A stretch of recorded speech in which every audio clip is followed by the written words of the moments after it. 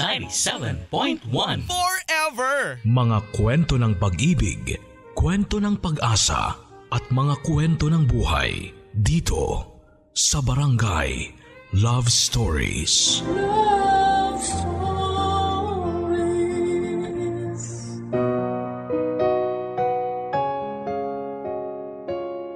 Alaala. Ito ang dahilan kung bakit tayo napapangiti at napapaiyak minsan. Dahil sa mga alaala. Marami tayong mga panahong gustong balikan. Minsan ang mga alaala rin ang dahilan kung bakit gusto na lang nating makalimot. Masaya o malungkot man ang alaala ay hindi natin maitatanggi na parte ito ng ating pagkatao. Hindi man tayo naging masaya sa ibang alaala, kailangan pa rin natin itong tanggapin dahil nakaukit na ito sa atin. Marami ang dumaang alaala sa atin na minsan o madalas. Naaalala na lang natin ang iba kapag may naaamoy, naririnig o nakikita tayo sa kasalukuyan na nangingiliti sa ating isipan daan para maibalik tayo sa nakaraan. May ibinahagi sa atin ang ating letter sender na si Celine. Kwento at alaala ito ng kanyang nakaraan. Hindi lang basta-bastang kwento sa kanyang nakaraan. Kwento ito ng kanyang unang pag-ibig. Ang unang pag-ibig niya na hindi nabigyan ng pagkakataon dati na maituloy papuntang forever. Muli niyang makakasalamuha ang kanyang unang pag-ibig. Ito na nga kaya ang pagkakataon para madugtungan ang mabilis na naudlot nilang pag-iibigan. Kaya bang pabalikin na mga alaala ng nakaraan ang pag-ibig na minsan ay tinakasan na siya? O sadyang pinabalik ang nakaraan para matauhan na siya sa kanyang kasalukuyan? Kilalanin natin sina Celine at ang kanyang first love sa mga kwento ng pag-ibig, buhay at pag-asa sa nangungunang Barangay Love Stories. Dear Papa Dudut, itago niyo na lamang po ako sa pangalang Celine. 50 anyos na ako sa kasalukuyan. Gusto ko lang sanang ibahagi sa inyo ang nangyari sa amin ng first love kong si Diego. May 5 taon na ang nakakaraan. Lahat naman siguro tayo ay merong unang pag-ibig. Lahat naman siguro tayo ay may mga alaalang paulit-ulit nating binabalikan kapag naririnig o nakikita natin ang ating first love. 16 years old lamang ako noong naging boyfriend ko ang kaklase kong si Diego. Crush ko na siya, kinder pa lamang ako noon. Hindi ako nagkagusto sa iba. Naalala ko nga na bago matapos ang bawat school year ay gumagawa ko ng paraan para manakaw ang mga ID niya. Meron akong karton ng sapatos noon kung saan ko inilalagay lahat ng ninakaw kong ID niya. Hindi siya naghinala na ako ang kumukuha noon sa bag niya. Madalas ko yung tingnan kapag nakakaramdam ako ng lungkot pag hindi ko siya nakikita tuwing summer vacation namin. Madalas kasi siyang nagbabakasyon noon sa probinsya nila sa Cebu at bumabalik na lamang pag magsisimula na ang klase. Ang karton din ng sapatos na yon ang pinaglalagyan ko ng mga sulat ko para sa kanya na hindi ko naman pinalak ibigay kahit na minsan. Hindi ko na inaasahan pa na liligawan ako ni Diego. Madalas siyang napapaligiran dati ng mga babae na di habak na mas maganda sa akin. Hindi naman kasi ako pansinin noon sa school namin.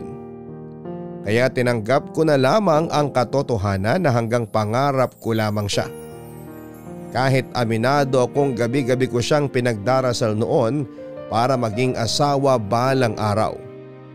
Hindi ko alam pero biglang nakinig ang Diyos sa mga taimtim kong dasal at nangyari ang matagal kong pinangarap. Isang araw ay nagpakita ng interes sa akin si Diego. Inakala kong pinagpupustahan lang ako ng mga kaibigan niya dahil uso yon sa school namin. Pero hindi naman pala. Inamin niya sa akin na gusto niya ako noong nakapagtapos kami ng high school. Halos malula ako noong inamin niya sa akin sa araw mismo ng graduation namin na gusto niya akong ligawan. Nagtaka ako kung bakit sa araw ng pagtatapos namin siya nag-decide na umamin.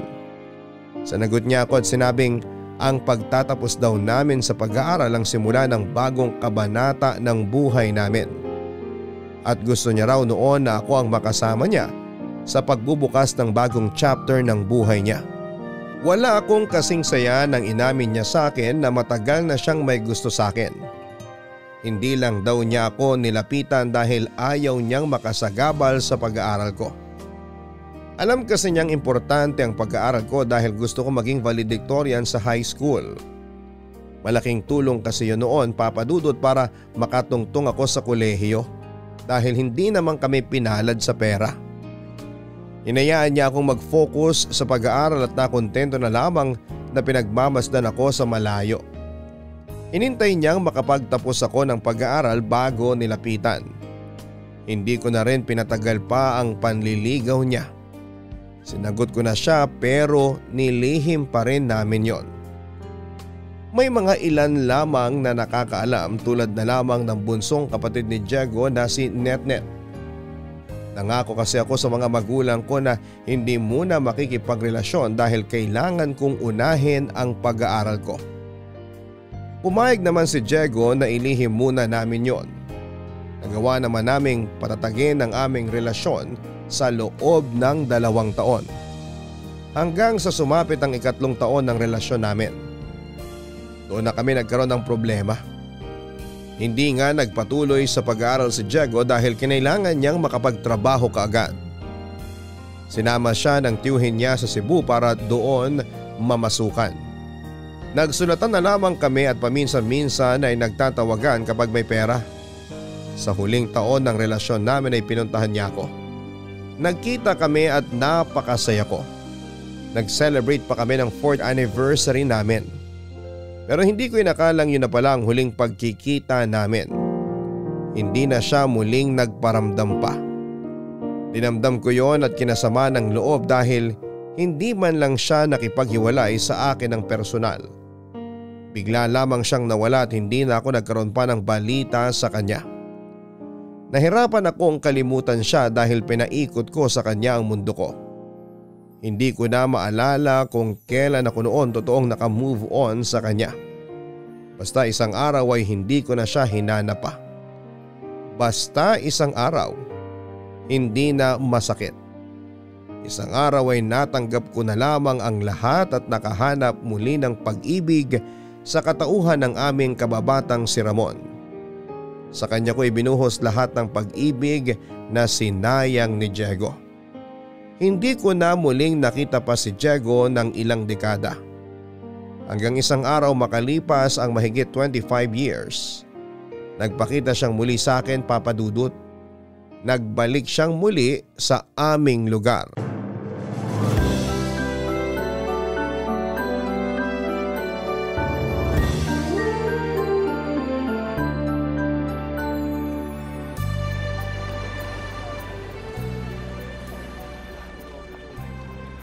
Celine? Diego? Kumusta ka na? Ayos naman ako. Ikaw? Ang laki ng ginanda mo. Hindi kita nakilala. Baka ang ibig mong sabihin ang laki ng tinanda ko. Anong tinanda sinasabi mo? Mukha ka pa ring high school.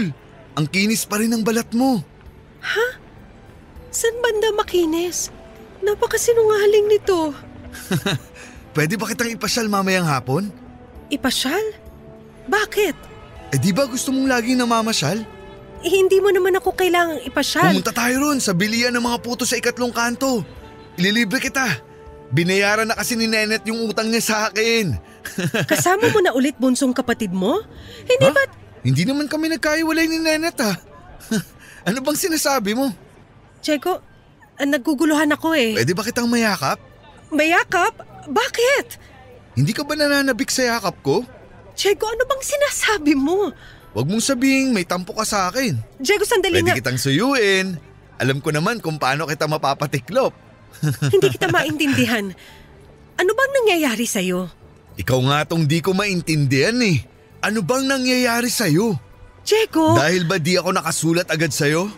Sinabi ko naman na maraming pinapagawang trabaho ang tiyuhin ko. Diego, ang tagal na nun. Ayun nga eh. Ang tagal na nun pero parang di mo pa rin ako mapatawad. Teka, ayos ka lang ba? Oo naman. Ikaw nga tong parang wala sa sarili eh. Baka talagang kulang ka lang sa yakap. Lika nga. Huwag mo ko yayakapin! Hindi ba't gustong-gusto mo ang yakap ko? Lagi mong sinasabi yan sa akin. Ngayong bumalik na ako, kahit hanggang gabi, yayakapin kita. Diego, utang na loob, wag mo kong yayakapin. Nakakahiya sa mga nakakakita. Bakit mo naman ako ikakahiya sa mga tao? Inobyo mo ako. Nobyo? Mukhang nagtatampo ka pa nga sa akin. Sabi ko naman sa'yo eh, isang yakap lang. Mawawala na lahat ng tampo mo. Halika dito para… Huwag mo kong hawakan! Sisigaw ako! Celine, hindi kita maintindihan. Bakit ka ba nagkakaganyan? Ikaw ang bakit ganyan? Ang tagal mo nawala, tapos gusto mo makipagyakapan sa akin? Ano bang problema mo? Alam ko matagal ako nawala dahil sa tsuhin ko. Matagal nang patay ang Ate Celine! Ate Celine! Nenet? Sabi ko na't lalapitan ka na naman ni Kuya Diego eh. Itong si Kuya talaga oh. Hindi na naman nakapagpigil. Nenet, ano bang nangyayari? Nenet, bunso, kailangan muna namin mag-usap ng Ate Celine mo. Umasok ka muna sa bahay. Sabihin mo kina nanay na nagpapahangin lang ako. Naku, Kuya Diego, kailangan din naming mag-usap nitong nobya mo eh. Nobya? Nenet, ano bang… Ate Celine, may kailangan kang malaman kay Kuya Diego. Please, mag-usap tayo.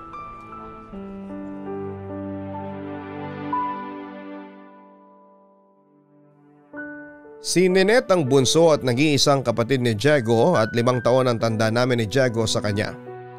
Naging close kami nung naging kami ng Kuya Diego niya.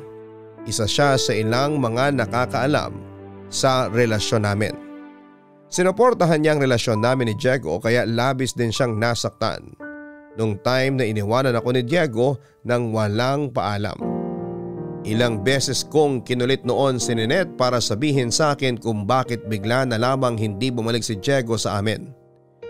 Tinikom niya ang bibig niya bilang respeto sa kahilingan ni Diego. Hindi na kami nakapag-usap ni Ninette dahil nagtampo ako sa kanya. Nanirahan na rin siya sa Cebu nang legal na siyang makapagtrabaho. Nawalan ako ng balita sa kanya, Papa Dudut. Kasama noon si Ninette sa binaon ko sa limot. Hanggang isang araw nga sabay silang nagpakita sa akin ni Diego. Nagpakita sila sa akin na nagdulot ng gulo at kalituhan sa buhay ko. Pumasok na noon ng bahay si Diego sa utos ni Ninette. Hinila naman ako ni Ninette para pumunta sa isang sulok para makapag-usap. Nalito at naguluhan ako sa mga nangyayari, lalo na yung inasta ni Diego noong nakita niya ako. Kinausap ako ni Ninette at doon sinabi sa akin ang lahat. Posible raw na may demensya si Diego at tanging naaalala ay ang tungkol sa naging relasyon namin dati. Sinabi rin ni Ninette na may problema na rin sa pag-iisip si Diego. Hindi lang yon ang nalaman ko, Papa Dudut. Sinabi rin ni Ninette na posibleng hindi na rin magtagal pa ang buhay ni Diego dahil meron siyang karamdaman na wala na ring lunas. Nakiusap sa akin si Ninette na kung pupwede isakyan ko na lamang ang mga sinasabi ni Diego. Nakiusap siyang magpanggap pa rin akong karelasyon si Diego dahil kapag nahaharap sa kasalukuyan si Diego, nagpapanik siya at naglalayas. May ilang beses din daw nagtangkang magpakamatay si Diego. Hindi pa kayang iproseso noon ng utak at katawan ni Diego ang kasalukuyan kaya hinayaan siya ni Ninette na mamuhay sa nakaraan. Hindi ko rin alam kung ano ang gagawin. Kaya naman kinausap ko ang asawa kong si Ramon para magpasaklolo.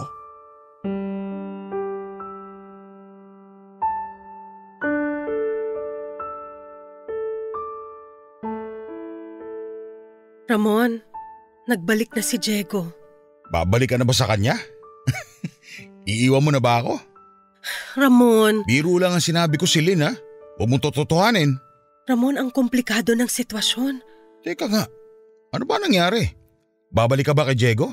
Ano ba naman si Lynn? Hindi ako babalik sa kanya. Pero Ano? Pero kailangan ko. Ha? Makikipagbalikan ka talaga sa kanya?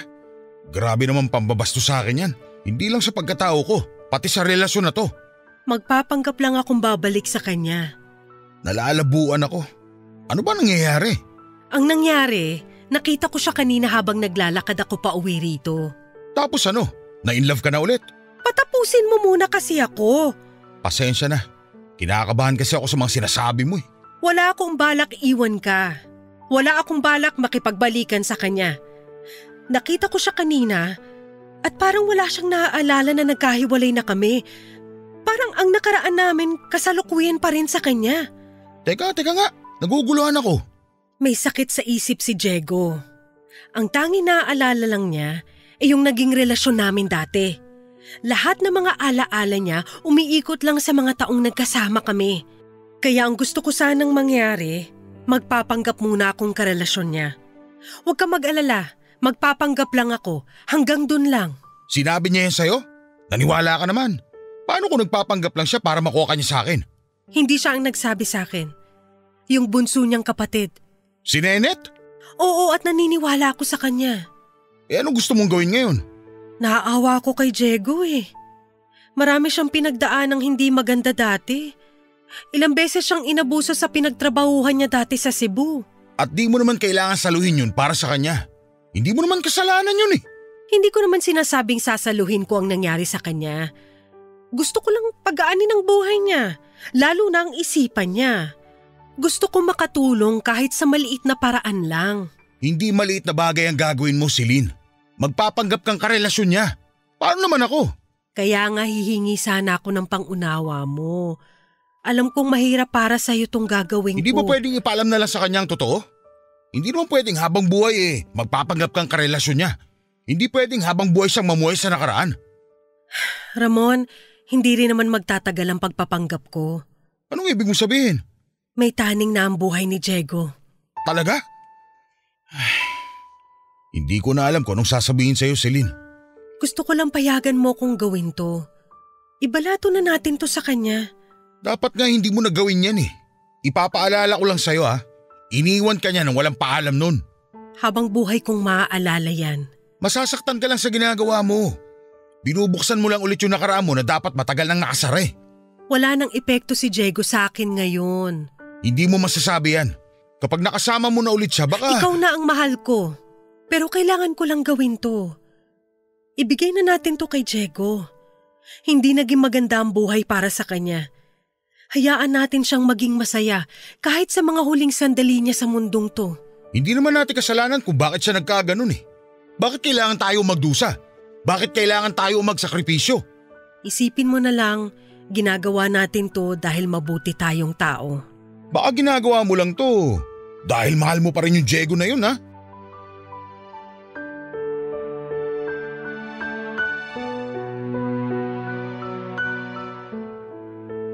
Hindi ko na mahal si Diego, yun ang sigurado ako noon.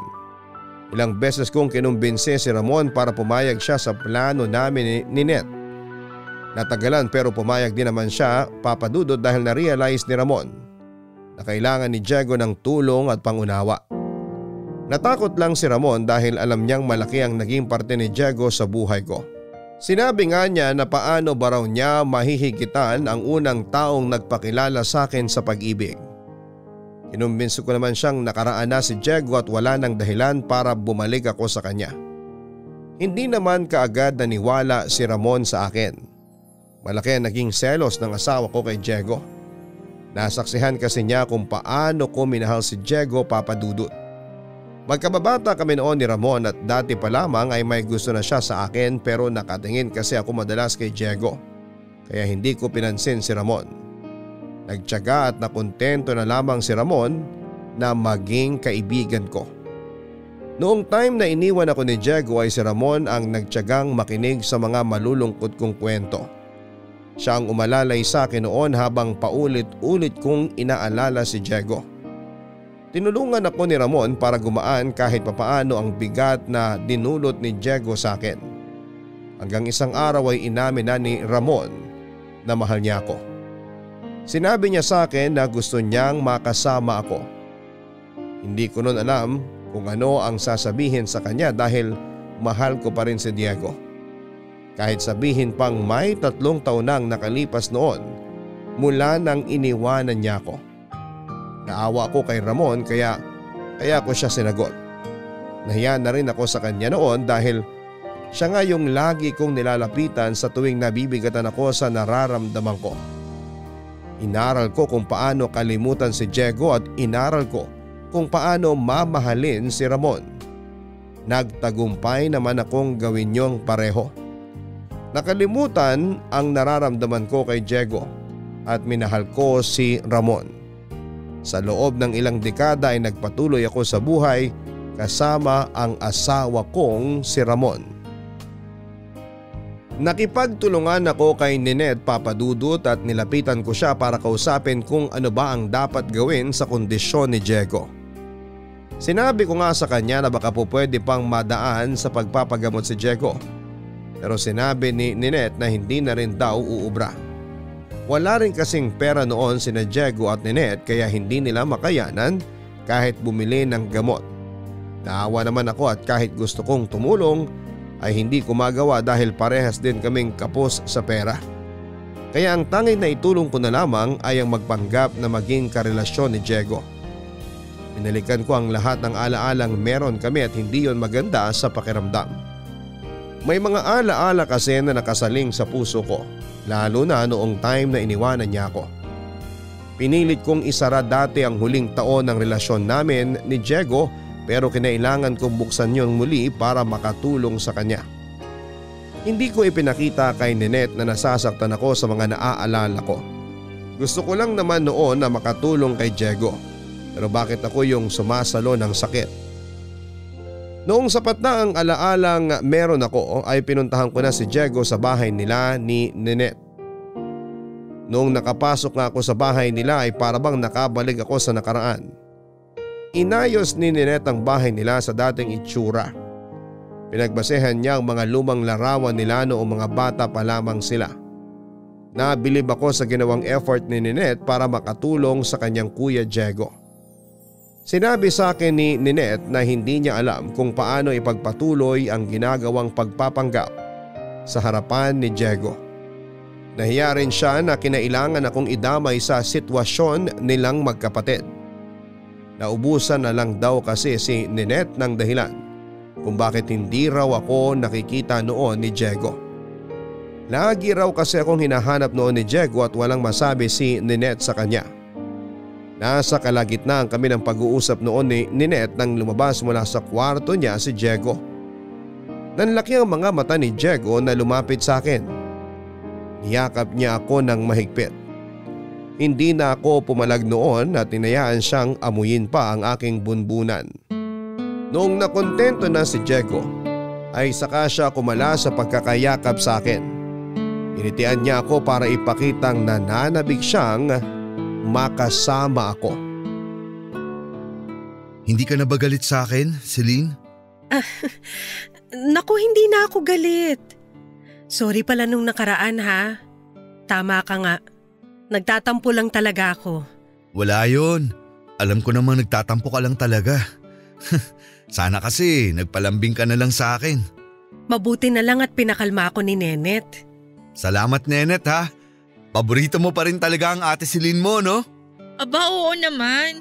Wala naman akong ibang gustong maging hipag kundi siya. Kasabwat niyo pa nga ako sa pagtatago ng relasyon niyo, di ba? Oo nga. Alam mo Celine, laging sinasabi ni Ninette sa akin na pakasalan na raw kita. Kasi baka mapunta ka pa sa iba. Ang dami pa raw binata sa eskwela niyo na masigit sa akin. Natakot tuloy ako bigla. Hala? Totoo ba yon, Ninette? Oo naman ate Celine. Sinabi ko nga kay kuya kapag nakapag-ipon na, pakasalan ka na bago ka pa mapunta sa iba. Wala naman akong balak mapunta sa iba. Kay Celine pa lang masaya na ako. Kaya nga todo ipon ako nun sa Cebu eh. Wala rin naman akong ibang nakikitang makakasama ko kundi ikaw lang. Ate Celine, Kuya Diego, bibili lang ako ng soft drinks natin ha. Babalik ako agad. Magkwentuhan pa tayo. Sige. Dagdagan mo ng kabayan ha. Paboritong tinapay yun ni Celine eh. Naaalala mo pa rin pala? Lagi mo ang sinasawsaw yun sa soft drinks na may yelo. Sige, mauna na ako. Ate Celine, ikaw na munang bahala kay Kuya Diego ha.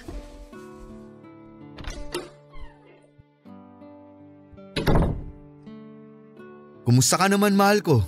Ayos lang naman. Ang tipid mo namang sumagot. Baka naman may tampo ka pa rin sa akin. Wala na, mahal ko. Hindi na ako nagtatampo.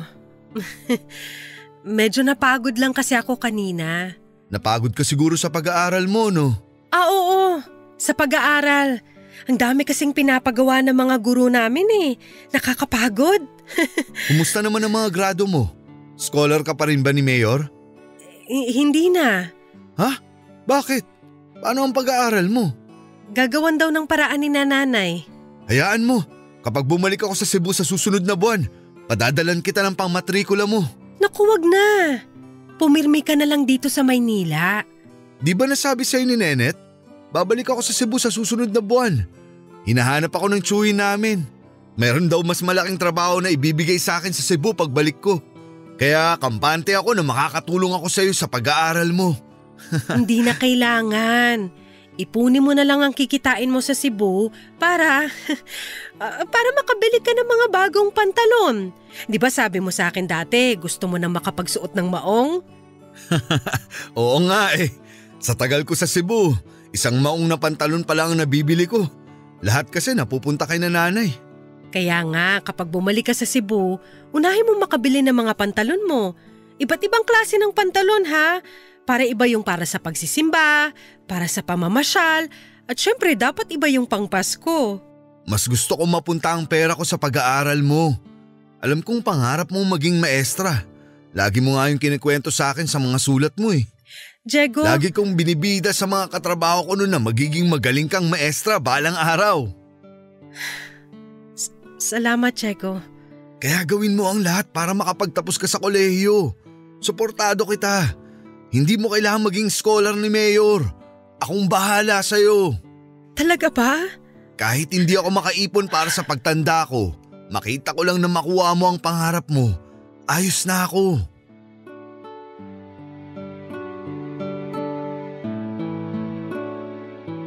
Naiyak ako sa mga sinabi ni Diego sa akin. Hindi pa rin niya nakalimutan ang mga pangarap ko. Masakit sa akin na balikan yon dahil gusto ko na sanang kalimutan ang naging pangarap kong maging maestra o maging guro. Papadudot, natanggal ako bilang scholar ni Mayor dahil napabayaan ko ang mga grado ko. Napabayaan ko dahil sa huling taon ng pag-aaral ko ay saka naman ako iniwanan ni Diego. Nawalan ako ng direksyon sa buhay dahil sa lungkot na idinulot ng pagkawala ni Diego. Hindi ako pumapasok noon sa school dahil mas pinili kong tumambay sa mga paborito naming lugar para alalahanin ang masasayang sandali namin ni Diego. Ginamit ko rin ang perang baon ko para ipangtawag sa kanya. Hindi niya ako kinausap noon at tanging ang tiyuhin niya lamang ang humingi ng pasensya sa pag-iwas ni Diego sa akin.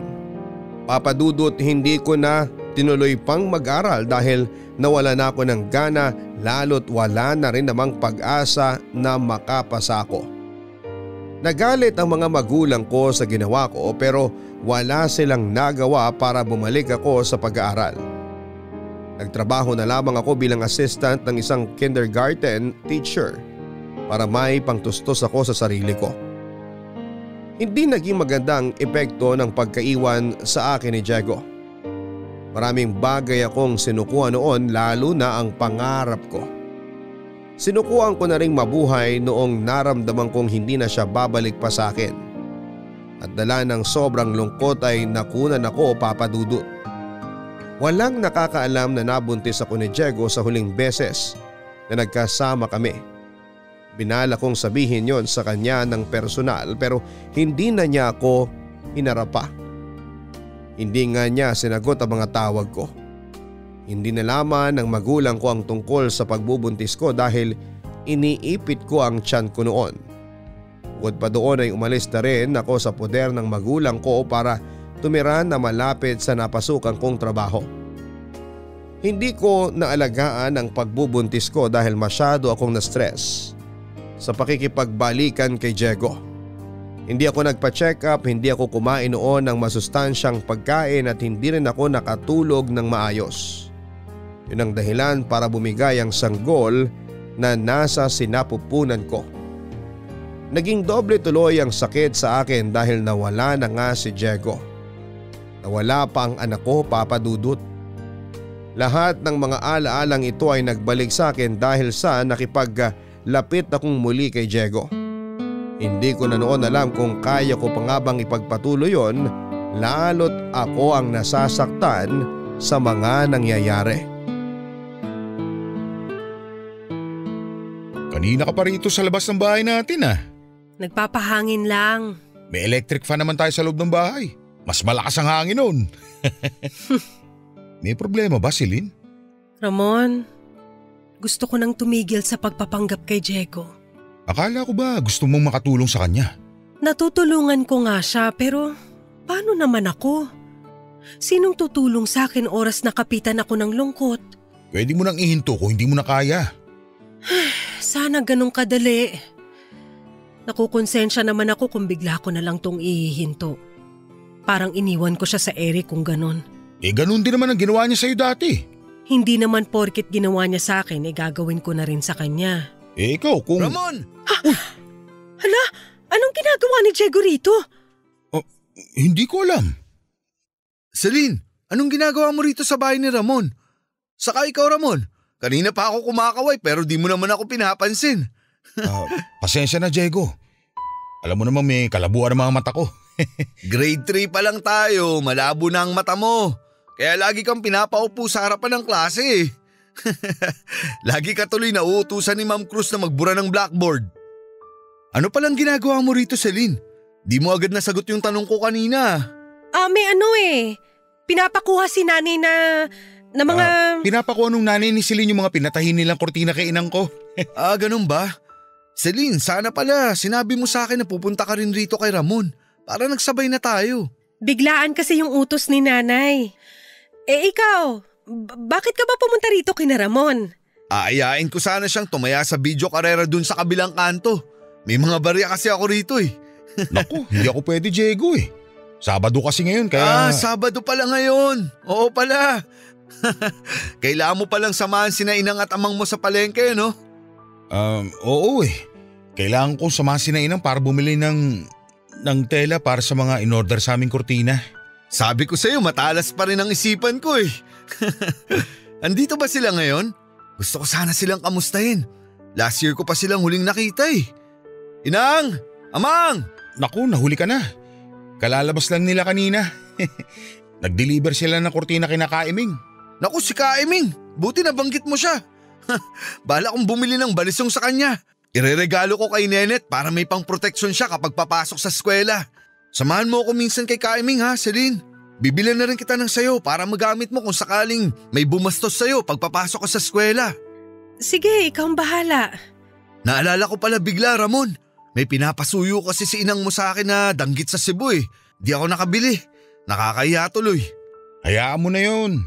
Maiintindihan niya kung bakit di ka nakabili. Lagi kasi niyang pinapaalala sa akin sa tuwing umuwi ako rito sa Maynila. Lagi niya akong hinahawakan dito sa bandang siko ko para ipaalala sa akin yung danggit. Paborito kasi nila ang mga danggit sa almusal. Nabanggit nga rin niya yan sa akin. Sabi nga ni inang mo eh, dahil daw sa binibiling danggit ng amang mo dati, kaya naging sila. Paano ba yan, Celine? Danggit na lang ata ang bibilin ko sa'yo para tayo na ang magkatuluyan. Puro ka talaga biro, Diego. Hindi ako nagbibiro ah. Alam ni Ramon kung gaano ako kaseryoso sa'yo. Di ba Ramon? Di ba? Oo naman. Celine, mahal na mahal ka ni Diego. Alam ko yun. Alam na alam.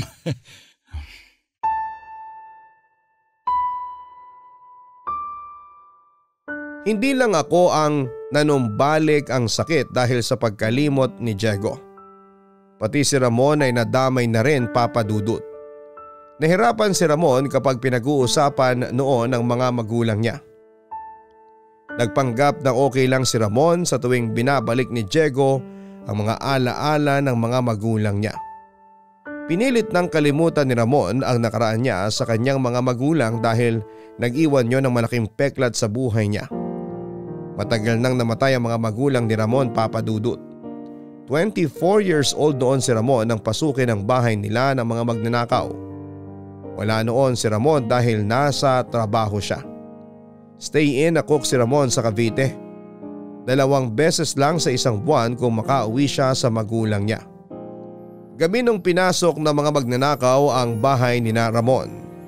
Nakatulog ang mga magulang niya habang nililimas ang mga gamit nila. Nagising ang amang ni Ramon nang may marinig siyang pagkalampag sa sala at doon ay naabutan niya ang mga magnanakaw.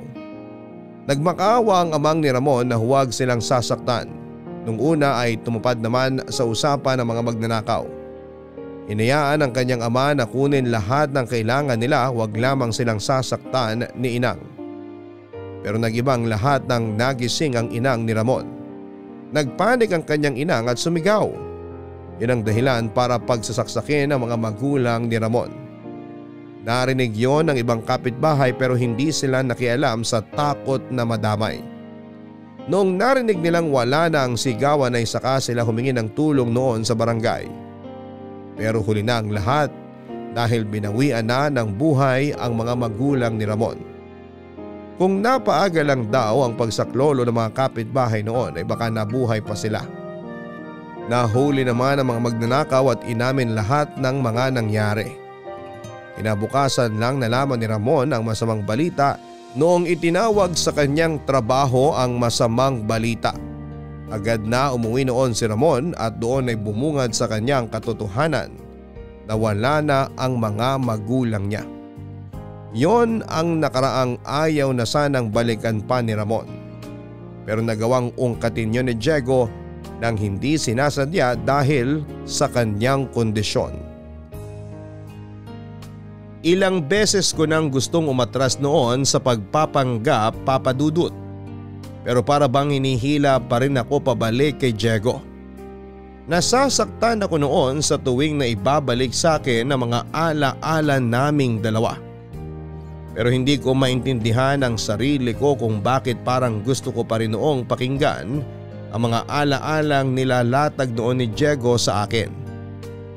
Dahil sa pagkakalapit naming dalawa ni Diego, nakaramdam ako ng takot na baka bumalik ang pagmamahal ko sa kanya. Gaano man ako ka-secured noon sa relasyon namin ni Ramon, ay kinakabahan pa rin ako sa tuwing hinahawakan ni Diego ang mga kamay ko. Nakaramdam ako ng takot na baka muli akong bumigay sa kanyang mga salita, Papa Dudut. May ilang beses na napatunayan kong delikado ang lumapit pa sa kanya dahil nagbabadyang magising ang pagmamahal ko sa kanya na matagal ko nang pinatulog. Tuwing hapon ay nagkikita kaming madalas ni Diego sa dati naming paaralan sa high school. Doon kasi kami madalas nagkikita noong kami pa lamang dalawa para walang makakita. Kaya pinagpatuloy ko yon para isipin ni Diego na kailangan pa rin naming ilihim ang relasyon namin. Nakukonsensya na rin ako noon, Papa Dudut. Alam kong deserve niya noon na malaman ang totoong nangyayari sa kanya pero natatakot kami sa magiging reaksyon niya oras na aminin namin sa kanya ang lahat. Madalas kaming tumatambay sa classroom namin noong 4th year high school kami. Nasira kasi ang pintuan kaya madali lamang makapasok doon. Laging nagdadala noon si Diego ng kikiam at palamig na merienda namin habang nakatambay. Marami siyang baong kwento noon at madalas iyong mga nangyari noong nag-aaral pa lamang kami. Madali ko namang nasasalo ang mga sinasabi niya dahil sariwa pa rin naman yon sa aking alaala.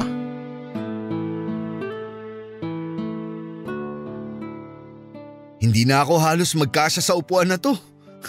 Ang laki ng tinaba ko. Ako rin naman, hindi ka nag-iisa. Ikaw tumaba? Parang hindi naman. Ikaw hanggang ngayon hindi mo pa rin matanggal yung pagiging bolero mo. Nagsasabi lang naman ako ng totoo. Nung high school nga tayo marami kang nabolang babae. Pinuri ko lang sila. Pero umasa sila na liligawan mo. Di ko na kasalanan yun. Gusto ko lang purihin sila pero wala akong balak makipagrelasyon. Hindi ko nga sila niligawan eh. Bakit nga ulit? Alam mo naman kung bakit. Sinabi ko sa sarili ko na wala akong ibang liligawan kundi ikaw lang. Bola na naman yan. Ikaw lang naman talaga ang niligawan ko ah. Kahit tanong mo pa kay Ramon. O sige, naniniwala na ako. Celine, may aaminin pala ako sa'yo. Ano yon? Huwag kang magagalit ha. Kinakabahan naman ako. Ano ba yan? Naalala mo ba nung third year high school tayo? Di ba nawala yung Filipino notebook mo? Oo nga.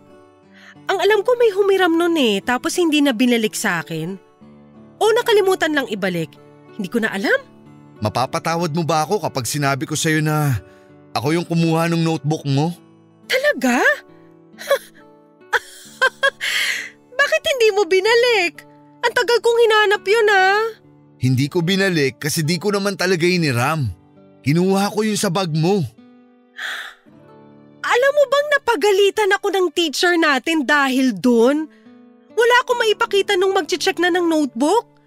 Pinahiya pa ako ng teacher natin kasi sinabi niya na nagrarason lang daw ako na nawala ko yung notebook ko. Sinabihan pa akong tamad. Kaya nga natakot na akong ibalik sa'yo eh. Kasi alam kong magagalit ka. Bakit kasi kinuha mo nang walang paalam? Sana sinabi mo sa akin. Hindi naman ako madamot. Nagpapahiram naman ako ng gamit ah. Nahihiya kasi ako sa'yo. Di kita malapitan kasi ewan ko ba.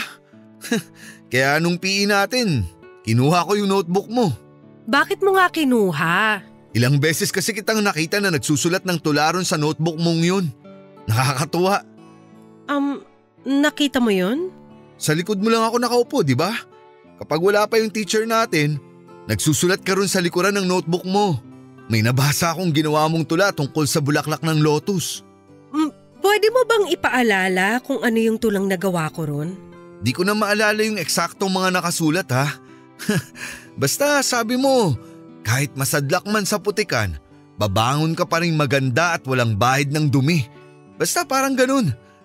Di ko na maalala eh. Naaalala ko na yan.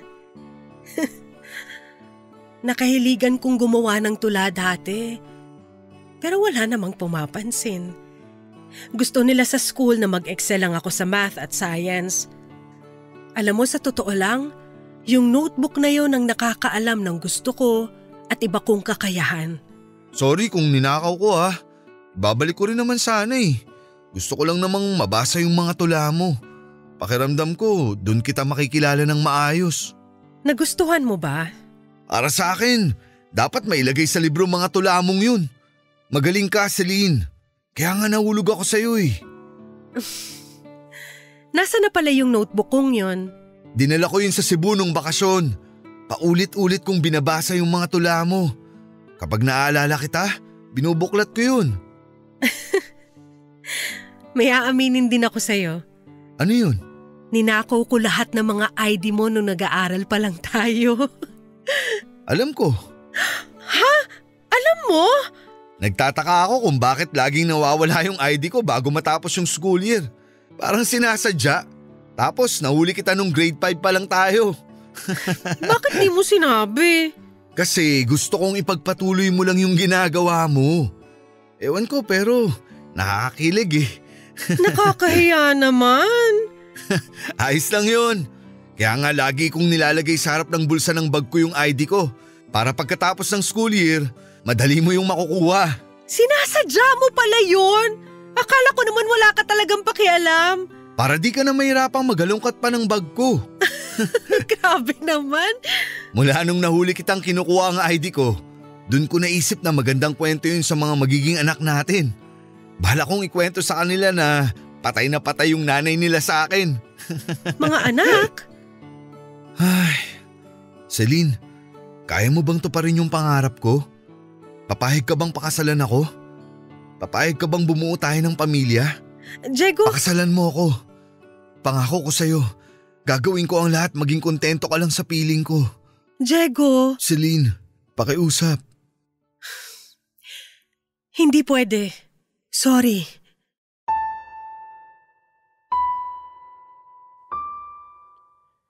Nabigla ako sa proposal ni Diego.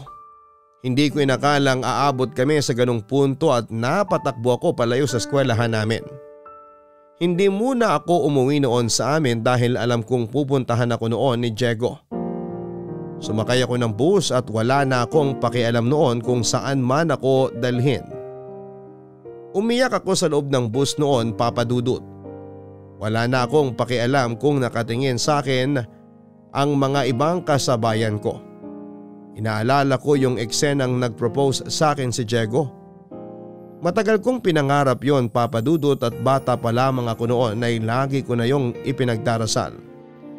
Nakailang sabit na ako ng sampagita sa batok ng mga santo sa bahay para mapagbigyan nila ako sa natatanging hiling ko, pero hindi yon nangyari.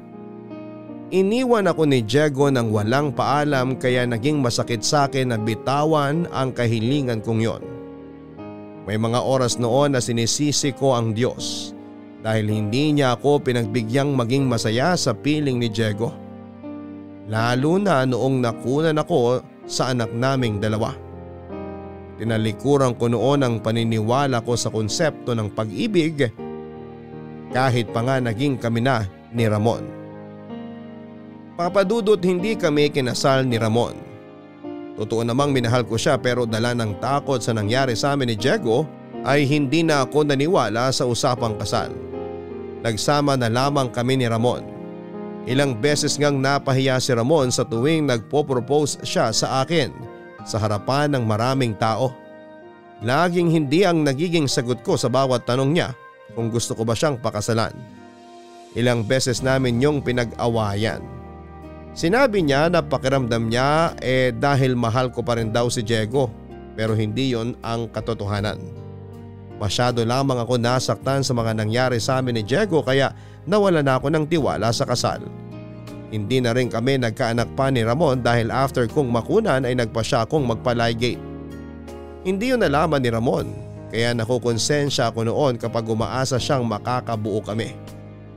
Hanggang isang araw ay tinanggap na lamang niya na hindi na siya magkakaroon pa ng tsansang maging ama, Papa Dudut. Masyado akong dinurog ng nangyari sa amin ni Diego. Nadamay pa si Ramon at nasasaktan ako doon. Mahal ko ang asawa kong si Ramon pero masyado lamang akong pinangibabawan ng galit at sakit kaya hindi ko yun mabuhos sa kanya ng todo.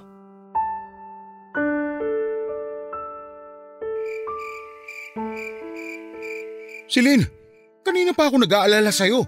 Saan ka ba pumunta? Gabi na. Hindi ko alam kung saan ako nakarating. Basta sumakay lang ako ng bus tapos, ayun, hindi ko alam. Hindi mo sinagot ang mga tawag ko. Kala ko kung ano na nangyari sa'yo. Ayos lang ako. Kailangan ko lang makapag-isip-isip. Ano ba nangyari? Ilang beses dumaan dito si Diego. Hinahanap ka. Nagpapatulong na hanapin ka. Nag-propose si Diego sa akin kanina. Oh, tapos? Tumanggi ako. Na dapat lang naman. Hindi ko na alam yung mararamdaman ko, Ramon. Tahan na. Kanina, ang dami naming pinag-usapan tungkol sa nakaraan. Masaya namang alaala yung mga yon pero ang sakit ng balikan. Bakit ang sakit balikan? Bakit? Kasi minsan naging masaya ka sa mga alaalang yun. Kasi minsan hindi mo inakalang matatapos yun. Ramon, wala na akong dapat maramdaman para kay Diego eh. Dapat awa na lang, di ba? Yun naman ang usapan, di ba? Mahal mo pa rin ba siya? Hindi ko alam. Kailangan alamin mo. Ramon! Mahal kita. Ano man ang maging desisyon mo, basta tatandaan mo lang na mahal kita. Ramon! Halika rito. Yakapin mo ako. Nakakatakot ang nangyayari sa'yo. Baka sakaling makatulong kapag niyakap mo ako. Mahal na mahal kita, Ramon, pero… Anong ibig sabihin nito? Huh? Diego, kulang na lang maghalikan kayong dalawa. Magpapaliwanag ako! Magpaliwanag ka talaga, Celine! Huwag mo siya sigawan! Bakit? Sino ka ba para utusan ako? Kaibigan ka lang namin ni Celine. Diego, pakiusap! Alam mo, Ramon, matagal ko nang alam na may gusto ka kay Celine.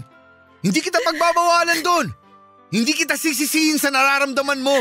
Pero yung salisihan ako, hindi tama yon. Hindi mo alam ang sinasabi mo! Ramon, wag mo na siyang patulan. Sabihin mo nga sa akin, Celine. Kaya ba tumanggi kang pakasalan ako? Dahil ba to kay Ramon? Sabihin mo! Diego! Sabihin mo! Mahal kita, Celine. Wala ako ibang minahal kundi ikaw. Tiniis ko malayo sa'yo para mabigyan ka ng magandang buhay kasi alam ko kailangan mo yon. Diego! Sinakripisyo ko huwag kang makasama para lang makapag-ipon ako. Para sa'yo. Para sa atin. Para sa magiging pamilya natin. Tapos! Tama na, Diego! Halika! Doon tayo mag-usap! Huwag mo ako hawakan! Traidor ka, Ramon! Traidor ka, Celine! Kumalma ka, Diego! Parang awa mo na! Anong ginawa ko sa inyo? Bakit ginanito niyo ako? Anong mali ko? Anong ginawa ko? Diego! Mag-usap tayo! Parang awa mo na! Kumalma ka! Huwag mo ako hawakan! Malandi ka, Celine! Malandi ka! Mamatay ka na sana, Celine! Mamatay ka na! Bawiin mo lahat ang sinabi mo kay Celine! Kung ayaw mo mas paduguin ko bibig mo! Mamatay ka na rin, Ramon! Mamatay ka na! Bawiin mo lahat ang sinabi mo! Mamatay na kayong lahat!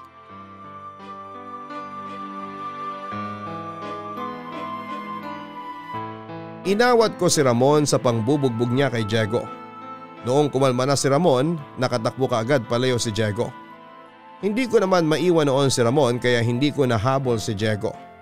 Inisip kong umuwi lang siya sa bahay nila pero nagpunta si Ninette sa bahay namin para alamin kung andun daw ba si Diego. Doon na kami nag-worry dahil hindi pala umuwi si Diego noon. Sinabi ko kay Ninette lahat ng mga nangyari, Papa Dudut.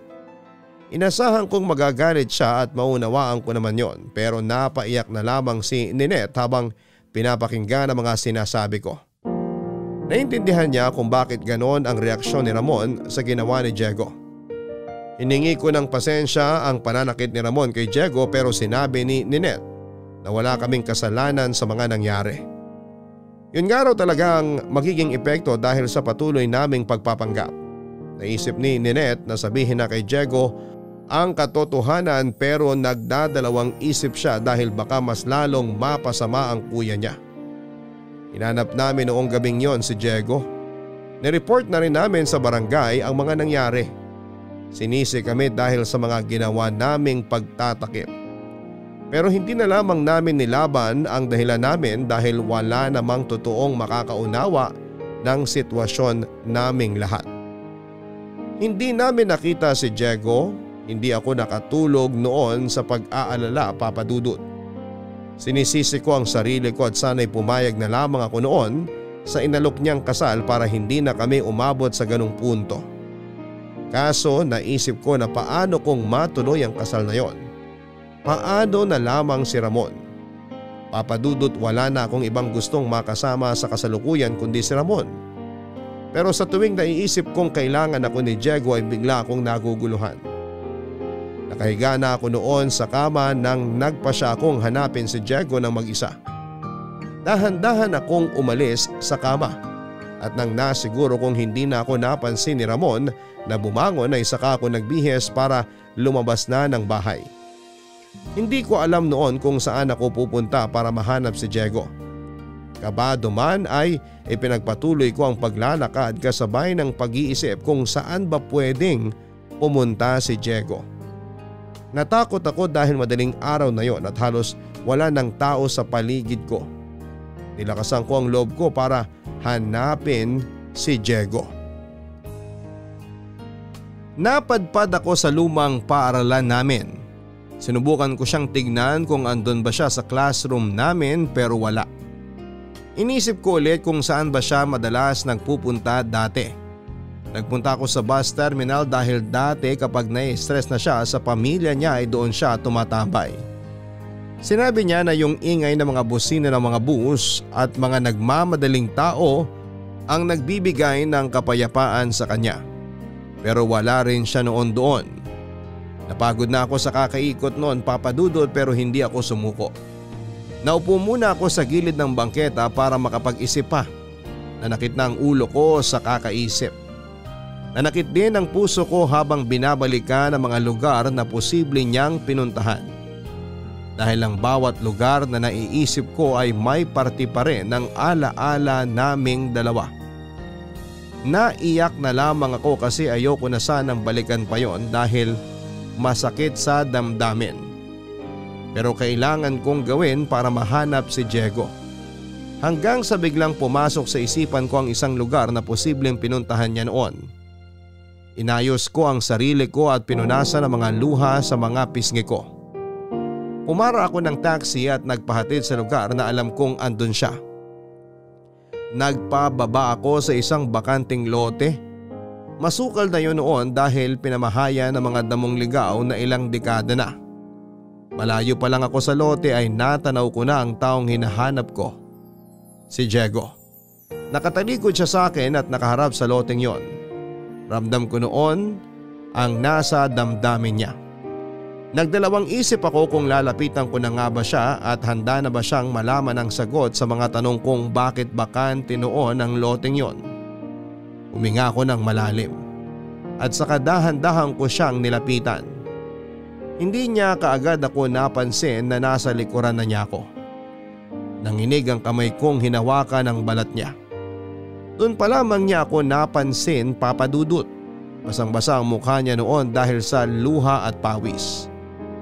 Nanikip ang dibdib kong makita siya sa ganong sitwasyon. Naiyak na rin ako at napasabay siya sa pag-iyak ko. Alam ko noon na marami na siyang tanong sa isipan niya at hindi ako sigurado kung kaya ba niyang tanggapin ang mga isasagot ko. Niyakap ko siya ng ilang saglit bago siya umarap muli, Papa Dudut.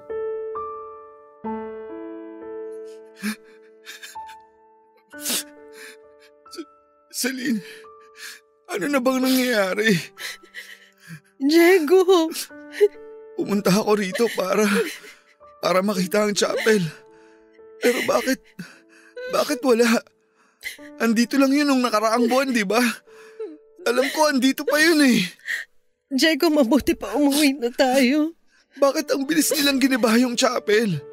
Tapos, ang bilis na buhay ng mga damong ligaw. Bakit? Bakit ganun? Tsaka ko nasasabihin sa'yo kapag nakaalis na tayo rito. Hindi, ayoko! Diego! Bakit bakanting lote na lang to? Nasaan na yung chapel? Hindi ko alam. Bakit hindi mo alam? Nandito lang tayo nung nakaraang buwan, di ba? Naglakad pa tayo ng sabay papunta sa altar. Kasi nagpa-practice tayo ng lakad natin kapag kinasal na tayo, alam ko. Natatandaan ko. Nakasuot ka pala ng pink na bestida. May bulaklak pa sa laylayan, di ba? Nakasuot ka rin ng puting t-shirt na regalo sa'yo ni Nenet nung birthday mo, nung mag-19 ka. Namitas pa ako ng santan para hawakan mo habang naglalakad tayo sa altar. Hinaluan mo pa nga ng dahon ng pandan at binalot pa sa Manila paper para magmukhang bouquet. Nasaan na yung chapel, Celine? Bakit nawala? Siguro kasi kailangan mawala na nun kasi masyado ng luma. Hindi na kasi ligtas na puntahan, nadalawin. Delikado na kapag pinasok pa ng mga tao. Kailangan mawala nun para mapalitan ng bago. Yung mas maganda, mas matibay, mas kaya makipaglaban sa panahon. Hindi, mas maganda yung luma. Kasi marami nang nadinig na hiling at mga dasal yun. Marami nang tinupad ng mga pangako ang chapel na yun. Napatunayan na yun ng panahon. Alam ko, pero... Nakita ng chapel na yun kung gaano kita kamahal. Alam ko. Nangako ako sa chapel na yun, Celine. Nangako ako na kapag bumalik ulit ako rito mula sa Cebu, pakakasalan na kita. Kahit wala pa akong pera. Gusto kitang pakasalan. Gusto kong mangako sa'yo na gagawin kong maayos ang buhay mo. Gusto kong tuparin yung pangako na yun. Halika na, Diego. Sa bahay na lang tayo mag-usap. Bakit kailangang mawala ng mga importante sa akin? Una, itong chapel. Tapos ikaw. Tayo. Bakit nawala yung tayo? Minsan siguro kasi kailangan may mawala para may makapagsimula. Ayokong magsimula sa iba. Gusto ko sa'yo lang. Celine, sa'yo lang. Hindi nating pwedeng ipilit yung hindi pwede. Ramdam ko naman na nagbago ka na, Celine. Mula nung umuwi ako rito, nanlamig ka na sa akin. Hindi ka na katulad nung dati. Hindi totoo yan. Marami lang talagang nangyari. Oo nga. Marami nang nangyari. Di na ako nakahabol. Mabuti pa kayo ni Ramon. Gusto ko maintindihan mo lahat, Diego, pero mahirap. May mas mahirap pa ba sa kalagayan ko ngayon? Hinahanap ka na ni Nenet. Kanina pa siya nag-aalala sa'yo. Kahit si Nenet, alam kong may tinatago sa akin. Alam kong may nagbago pero hindi ko alam kung ano. Kailangan mo lang magpahinga. Napagod ka lang kanina at saka… Kaya mo bang mangako sa akin na sasabihin mo lahat kapag umuwi tayo? Oo naman. Susubukan ko. Gusto ko lang namang malaman yung totoo eh. Kahit gaano pa kasakit. Kahit mahirap. Di ba dapat malaman ko ang totoo? Di ba, Celine? Oo naman. Pero bakit parang natatakot kayong sabihin sa akin ang totoo? Diego, gusto kong sabihin sa'yo lahat, pero… Tama na, Celine. Sige, naiintindihan ko. Halika na. Okay.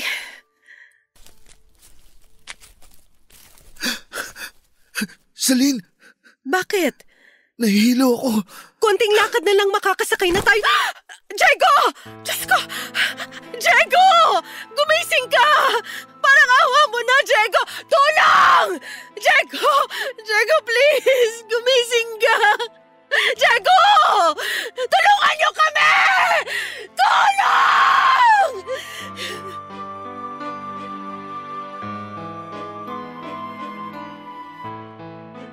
Ilang minuto pa ang hinintay ko bago ako nakahingi ng tulong.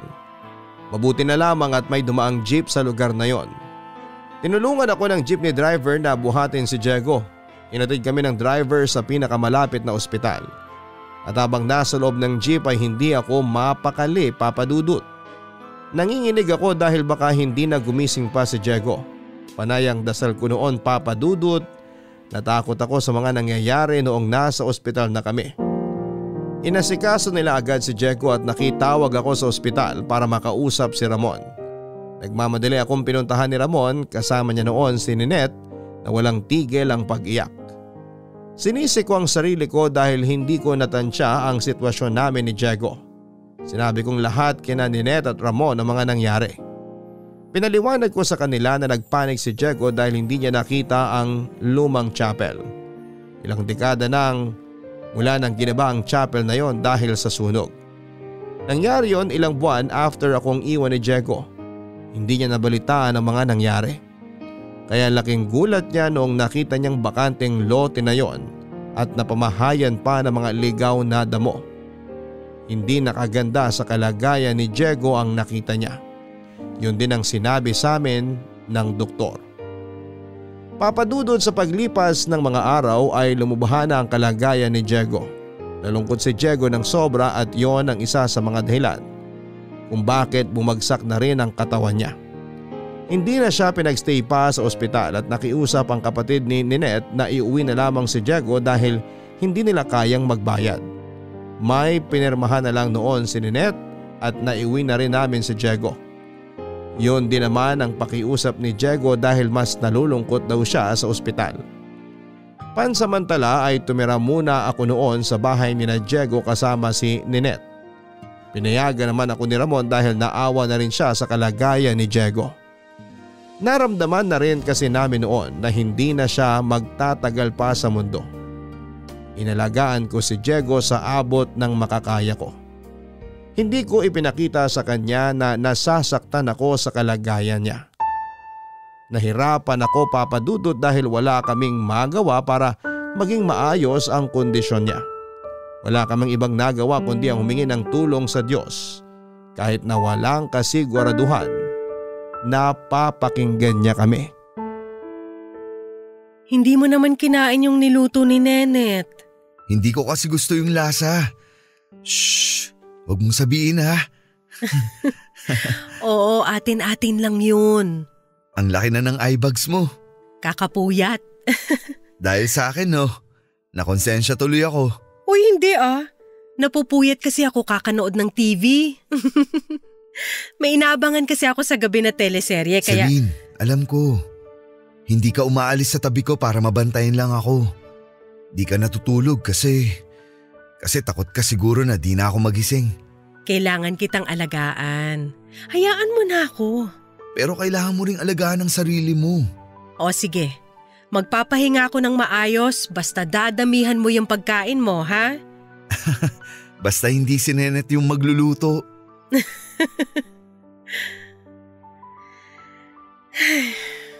Celine? Napatawad mo na ba ako? Para saan? Sa pag-iwan sa'yo nun. Wala yun. Ayos lang naman kung hindi. Kasalanan ko naman.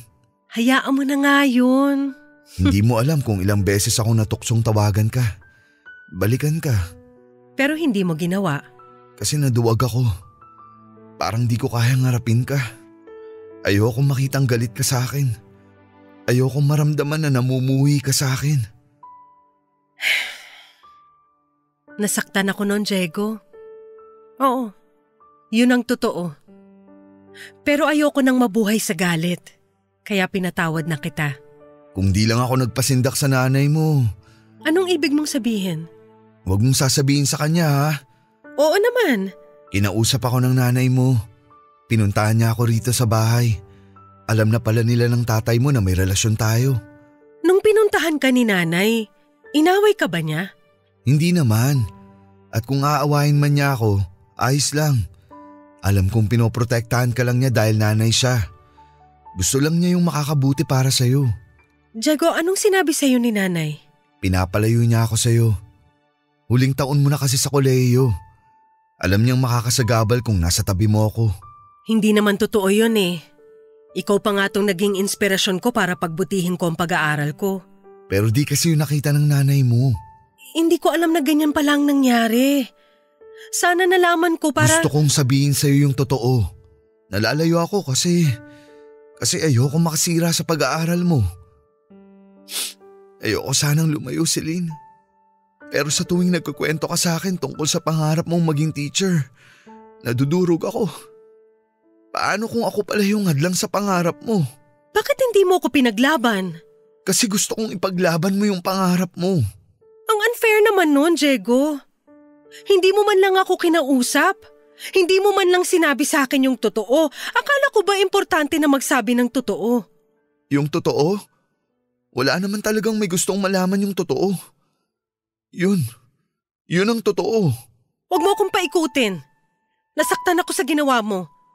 Hindi mo ako binigyan ng tsansa na ipaglaban ka, na ipaglaban tayo. Hinayaan mo ako mag-isa. Halos mabaliw ako noon kakaisip kung saan ako nagkamali para iwan mo na lang ako ng ganun-ganun lang. Kaya nga nagsisisi ako eh. Kung alam mo lang kung ilang beses kong gustong hablutin yung telepono para kausapin ka sa tuwing tumatawag ka. Pero di ko magawa. Hinintay kita. Sumulat ako sa'yo araw-araw. Mas marami pa akong sinulat sa'yo kaysa sa sinulat ko sa mga notebook ko sa eskwela. Pinagsisihan kong iniwan kita sa ere. Nasira ang loob ko noon. Hindi ko na alam yung ginagawa ko. Para rin naman sa'yo yun. Para sa pangarap mo. Nawala yung pangarap ko mula nung iniwan mo ko. Celine. Pinabayaan ko ang pag-aaral ko. Kasi alam mo kung ano yung totoo? Ikaw yung totoong pangarap ko. Ikaw yung matagal kong pinagdasal. Bata pa lang tayo, alam kong ikaw na yung gusto kong makasama sa pagtanda. Pero anong ginawa mo, Diego? Sinira mo ang pangarap kong yon. Patawad, Celine. Kaya nga ako bumalik ngayon. Kasi gusto ko… Wala ka nang babalikan, Diego! Alam ko. Kaya lang naman ako bumalik para sabihin sa'yo lahat. Para maisara mo na yung libro nating dalawa. Kasi tapos na ako sa buhay mo, Celine.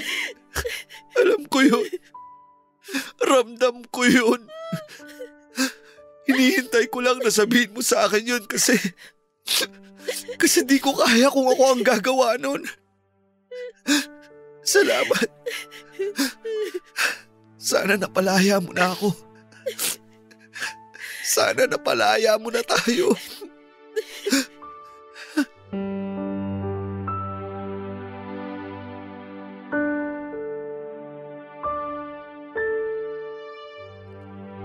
Yun lang naman pala ang kailangan ko, ang makausap noon si Diego para maisara ko na ang lungkot sa puso ko. Sa naging pag-uusap namin yun ni Diego ay nalinawan na ako. Nasagot na ang mga tanong na matagal kong pinaikot sa utak ko. Naliwanagan na ako at handa na akong isara ang libro naming dalawa at pinatawad ko si Diego Papadudut. Nakaramdam siya ng ginhawa at kapayapaan nang makuha niya ang kapatawaran na matagal na niyang gustong makuha mula sa akin. Pareho pala kaming hindi pinatatahimik noon ng aming mga nakaraan. Nabigyan ng closure ang lahat sa pag-uusap naming yon. Niyakap ko siya sa huling pagkakataon at iniyak naming pareho lahat ng inipon namin sa puso namin ng ilang dekada. Nakalaya na rin kaming pareho sa wakas, Papa Dudut. Doon ko naramdaman na handa na ako magsimula ulit ng walang galit at kahit na anong pangamba sa puso ko. Makalipas lamang ang 2 linggo ay binawian na ng buhay si Diego. Baka sa kanyang mukha noon ang kapayapaan habang hinahatid namin siya sa kanyang huling hantungan. Papadudot, nagpakasal na rin kami ni Ramon. Walang kasing saya si Ramon nang inaya ko siyang magpakasal. Inamin ko na rin sa kanya ang ilang bagay na itinago ko ng matagal. Sinabi ko ang tungkol sa pagkawala ng anak namin ni Diego. Inamin ko rin sa kanya na hindi na kami pwedeng magkaanak dahil nagpa-ligate na ako. Tinanggap niya ang lahat ng yon.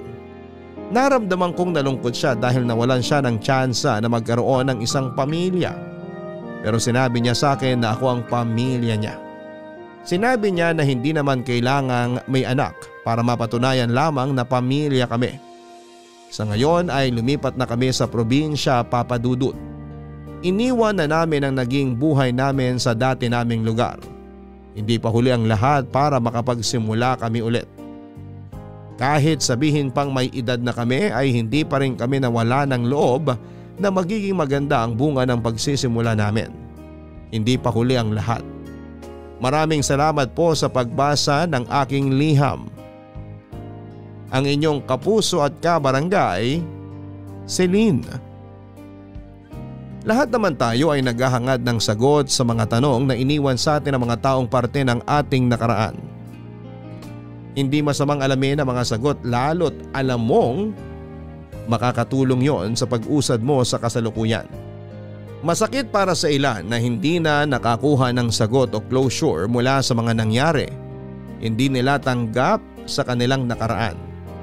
Kung sakali mang pinagdamutan kayo ng panahon sa mga sagot ay sana'y makayanan nyo pa rin magpatuloy sa buhay.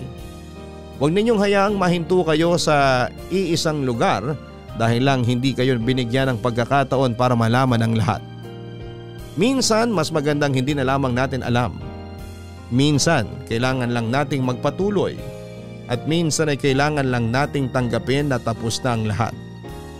Hanggang sa muli, ako po ang inyong Papa Dudut sa mga kwento ng pag-ibig, buhay at pag-asa sa Barangay Love Stories number 1. Mga kwento ng pag-ibig, kwento ng pag-asa at mga kwento ng buhay dito sa Barangay Love Stories. Love Stories. Forever. Nagustuhan ng iyong napakinggan? Ituloy yan via live stream sa www.gmanetwork.com/radio. Kabarangay, i-share mo ang iyong barangay love stories. Sabay-sabay nating pakinggan ang iyong kwento ng pag-ibig, buhay at pag-asa. Ipadala lang sa barangaylovestories@yahoo.com.